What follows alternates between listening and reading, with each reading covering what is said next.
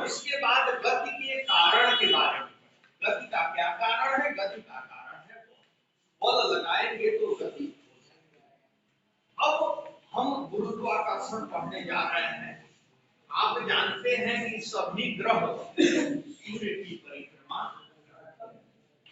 और चंद्रमा पृथ्वी की परिक्रमा, और ये भी हम जानते हैं कि जो गुरुत्वीय त्वरण का मान, जो भार है, हमारा भार हर जगह एक समान नहीं होता।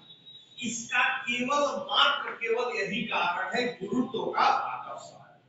और इस अध्याय में हम गुरुत्वाकर्षण पर चर्चा करेंगे कि आखिर क्यों चंद्रमा जो है पृथ्वी के चारों ओर वृत्ताकार कक्षा में चक्कर लगाता है। मान लीजिए कि एक हम पत्थर ले लें और उस पत्थर को एक किसी डोरी में बांधकर उसको जो है वृत्ताकार पथ पर घुमा लें, उसको वृत्ताकार पथ पर घुमा लें, तो वह जो पत्थर है वो वृत्ताकार पथ पर घूमने लगता है। उसका चाल तो एक ही रहता है, लेकिन प्रत्येक बिंदु पर उसकी दिशा लगातार बदलती रहती है। और एक आप बताए थे वेग का संबंध, वेग एक सदिश राशि है और वेग का संबंध जो है दिशा से भी है। तो इसका चाल तो एक रहता है, लेकिन चूंकि उस पत्थर की दिशा हर बिंदु पर देखिए, यहाँ ये दिशा है, दिशा बदलती रहती है, अर्थात उसके वेग में परिवर्तन होता है, क्योंकि वेग का संबंध किससे है? दिशा से। वेग से जब उसके दिशा में परिवर्तन अर्थात वेग में परिवर्तन होगा, अर्थात उसमें एक त्वरण होगा, क्योंकि वेग परिवर्तन की दर को क्या कहते हैं? त्वरण कहते हैं। और यह त्वरण किसी बल से उत्पन्न होता है, उस बल को हम कहते हैं अभिकेंद्र बल। उस बल को क्या कहते हैं? अभिकेंद्र बल कहते हैं। और इसी अभिकेंद्र बल के कारण यह पत्थर वृत्ताकार कक्षा में घूमता रहता है। मतलब कोई पिंड वृत्ताकार कक्षा में घूमेगा जब उसमें कोई बल लगेगा, जब उसमें कोई बल लगेगा। अगर कोई बल न लगे, यहाँ से यह पत्थर टूट जाए डोरी से, तो पत्थर सीधे निकल जाता है, वृत्ताकार नहीं होता है।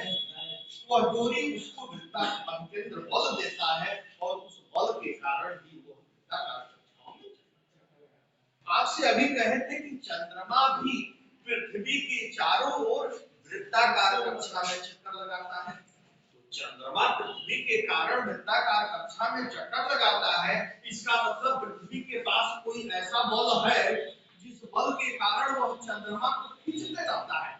जब चंद्रमा यहाँ से सीधे जाना चाहता है, तो यहाँ से जो है एक बल से खींचता रहता है, और इसके पथ को क्या कर देता है?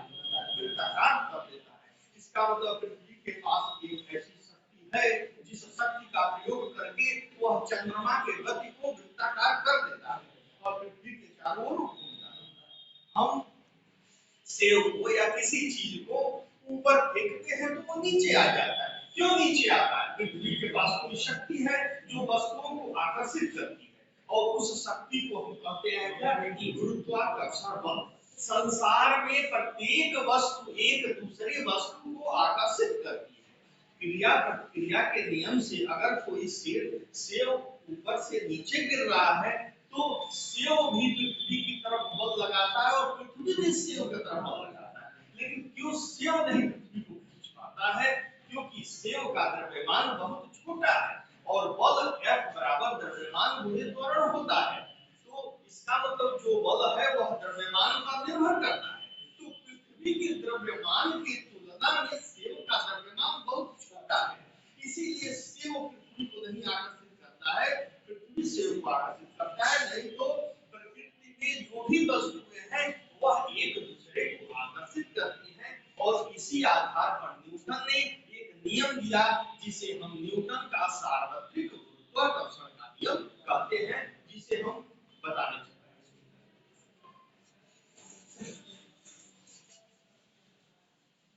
हम आपसे बताए कि संसार में जो भी वस्तुएं हैं एक दूसरे को आकर्षित करती हैं। मान मान लीजिए कि यहाँ M1 द्रव्यमान की वस्तु है और यहाँ M2 द्रव्यमान की वस्तु है, इनके बीच की दूरी r।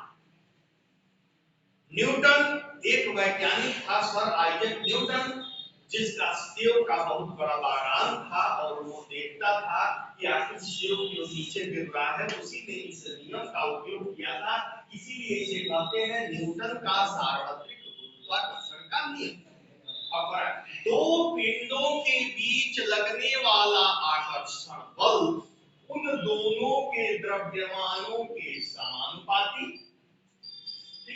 दो पिंडों के बीच लगने वाला आकर्षण बल उन दोनों के द्रव्यमानों के गुणनफल के समानुपाती तथा उनके बीच के दूरी के वर्ग के व्युत्क्रमानुपाती। इन दोनों को हम एक में कर दिए, यह समानुपाती क्या हो गया, m1 m2 बटे r स्क्वायर। समानुपाती को बराबर में बदलने के लिए एक नियतांक की आवश्यकता होती है। इस नियतांक को हम कहते हैं कैपिटल G, m1 m2 बटे r स्क्वायर।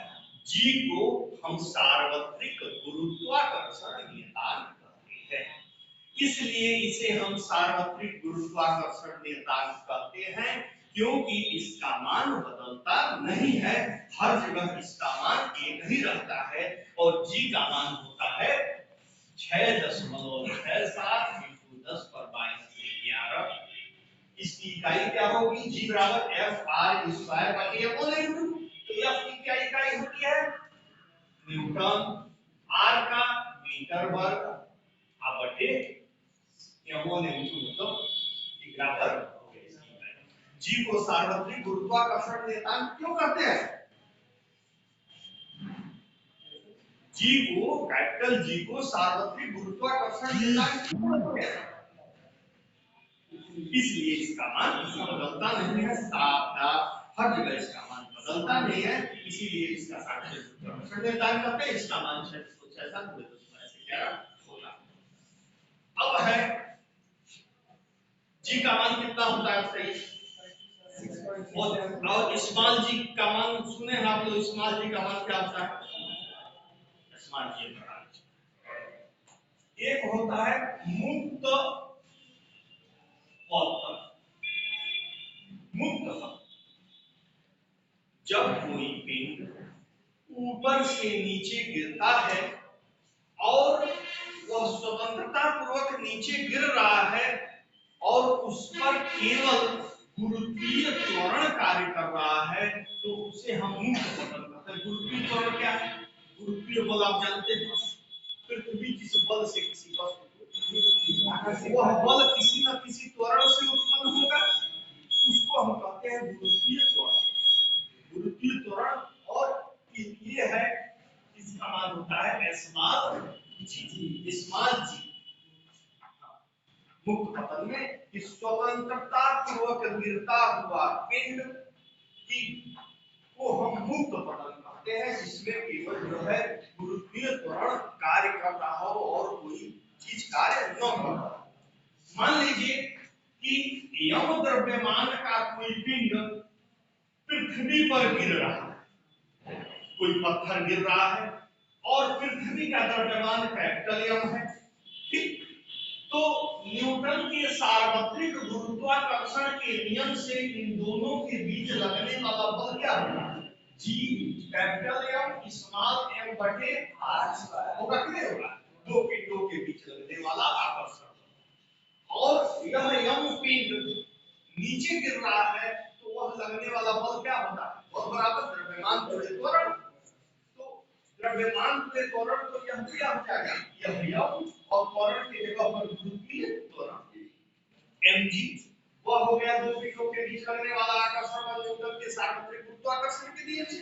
और स्वतंत्रता पूर्वक कोई पिंड अगर नीचे गिर रहा है तो यह बराबर mg, कैसे, यह क्या है, द्रव्यमान है और ये क्या है, त्वरण है, जिसे हम गुरुत्वीय त्वरण, यह दोनों बल है, दोनों को आप बराबर, इसलिए ये क्या हो जाएगा, g m बटे r स्क्वायर बराबर mg हो गया।